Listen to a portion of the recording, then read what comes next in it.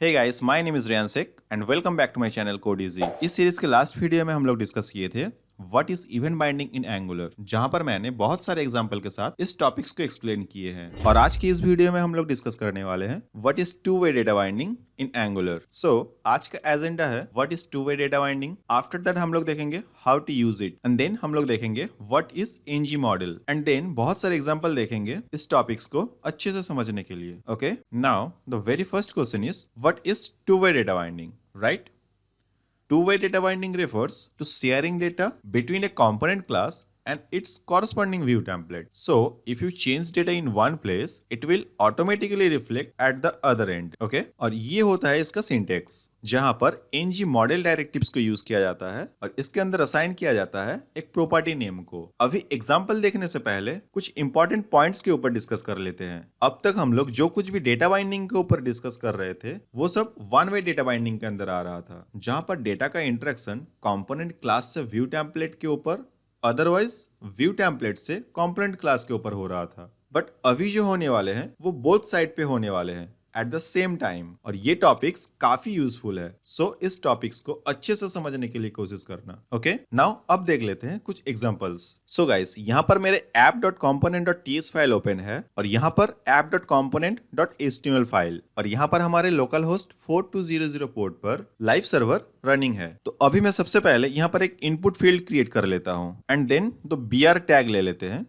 Line को break करने के लिए। फिर एक h3 टैग ले लेते हैं और यहाँ पर सिंपली टाइप कर लेते हैं my name is and then save it. Perfect. तो अभी आप यहाँ पर देख सकते हैं हमारे input field and h3 tag दोनों ही ब्राउजर पर प्रॉपरली प्रिंट हो रहा है। नाउ अभी मैं ये चाहता हूँ इस इनपुट फील्ड के अंदर जो कुछ भी टाइप करूं एट द सेम टाइम वो सब कुछ यहाँ पर प्रिंट हो जाना चाहिए। ओके, तो इसके लिए सबसे पहले यहाँ पर मैं एक प्रॉपर्टी नेम ले लेता हूँ यूजर नेम नाम से, और इसका टाइप ले लेते हैं स्ट्रिंग। और अभी के लिए फिलहाल मैं यहाँ पर एक एम्प्टी स्ट्रिंग ले लिया है। अब कुछ इंपॉर्टेंट पॉइंट डिस्कस कर लेते हैं। ये जो टू वे डेटा बाइंडिंग होते हैं ना, ये basically property binding and event binding का कॉम्बिनेशन होता है। बिकॉज ये प्रॉपर्टी बाइंडिंग में डेटा का इंटरेक्शन कंपोनेंट क्लास से व्यू टेम्पलेट पर होते हैं, और इवेंट बाइंडिंग में डेटा का इंटरेक्शन जो होता है वो व्यू टेम्पलेट से कंपोनेंट क्लास पर होते हैं। नाउ ऑब्जर्व केयरफुली, यहाँ पर इवेंट बाइंडिंग में फर्स्ट ब्रेसेस को यूज किया जाता है,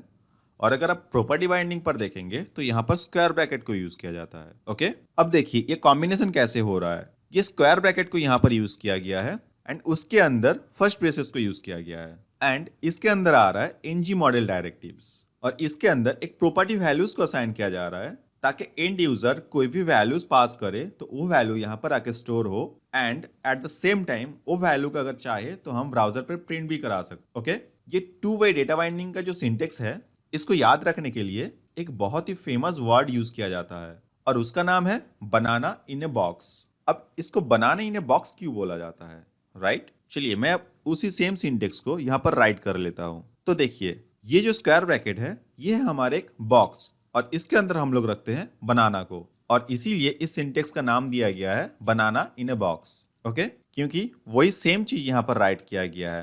पहले हमारे स्क्वायर ब्रैकेट आया, उसके अंदर आया हमारे फर्स्ट ब्रेसेस, और एनजी मॉडल डायरेक्टिव को इन सब के अंदर रखा गया है। ये एनजी मॉडल यहाँ पर क्यों यूज हो रहा है इसका डिटेल हम लोग किसी आगे के वीडियो में डिस्कस करेंगे, बट अभी के लिए आप सिर्फ इतना ही याद रखिए एनजी मॉडल डायरेक्टिव को यूज करना है। अब यहाँ पर ये जो वैल्यू है यहाँ पे इस वैल्यू के बदले आएगा हमारे इस प्रॉपर्टी नेम। तो मैं यहाँ से इसको कॉपी करके यहाँ पर पेस्ट कर लेता हूँ, और यहाँ पर जो एक्स्ट्रा स्पेस है इन सबको यहाँ से रिमूव कर देते हैं। नाउ द क्वेश्चन इज इसके थ्रू होगा क्या, और ये हमने इनपुट एलिमेंट के ऊपर ही क्यों लगाए हैं। इसका मतलब यही होता है अगर एंड यूजर आके यहाँ पर कुछ भी वर्ड अगर टाइप करते हैं तो वो डेटा बेसिकली यहाँ पर स्टोर हो जाते हैं, और ये जो डेटा स्टोर हो रहा है अब उस डेटा को मैं अभी प्रिंट भी कराना चाहता हूँ ब्राउजर पर। तो इसके लिए क्या करना पड़ेगा, सिंपली इसको यहाँ से कॉपी करना है और थ्रू इंटरपोलेशन मैं इस यूजर नेम प्रॉपर्टी को यहाँ पर प्रिंट करा देता हूँ। ओके, नाउ मैं अभी क्या करता हूँ इस पेज को सेव करता हूँ।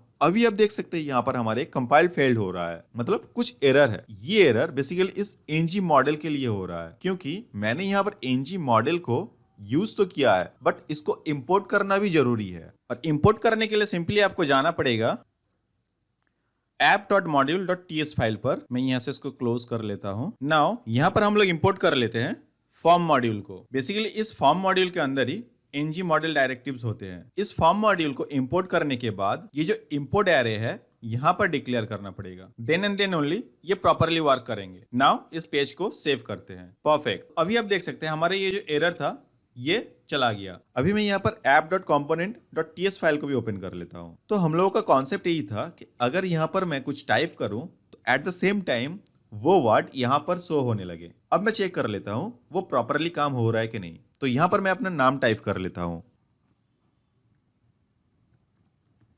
अभी आप देख सकते हैं कि जैसे जैसे मैं अपना नाम टाइप कर रहा हूँ या फिर नाम को रिमूव कर रहा हूँ तो सब कुछ यहाँ पर प्रिंट भी हो रहा है at the same time. That means हमारे two way data binding properly काम कर रहे हैं। और यही होता है टू वे डेटा बाइंडिंग करने का तरीका। अब ये पूरे प्रोसेस को और एक बार समराइज कर लेते हैं। सबसे पहले यहां पर मैंने एक इनपुट फील्ड क्रिएट किया एंड देन यहां पर मैंने ng मॉडल डायरेक्टिव्स को यूज किया बनाना इन ए बॉक्स सिंटेक्स को यूज करके।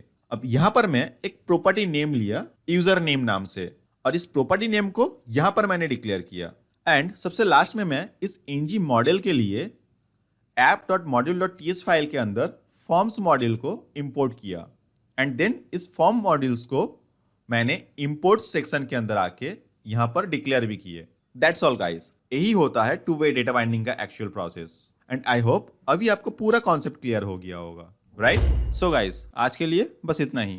नेक्स्ट वीडियो में हम लोग देखेंगे what is directives in angular और ये वीडियो भी काफी इंटरेस्टिंग होने वाले हैं। सो उसको भी देखना ना भूलें। And thanks for watching this video. If you really enjoyed this video, please hit the like button and also subscribe my channel for more videos like this. If you have any doubts and queries, please feel free to comment in the comment section below. And please don't forget to subscribe my channel. I will see you on the next video. Till then, stay safe and stay happy. Bye bye.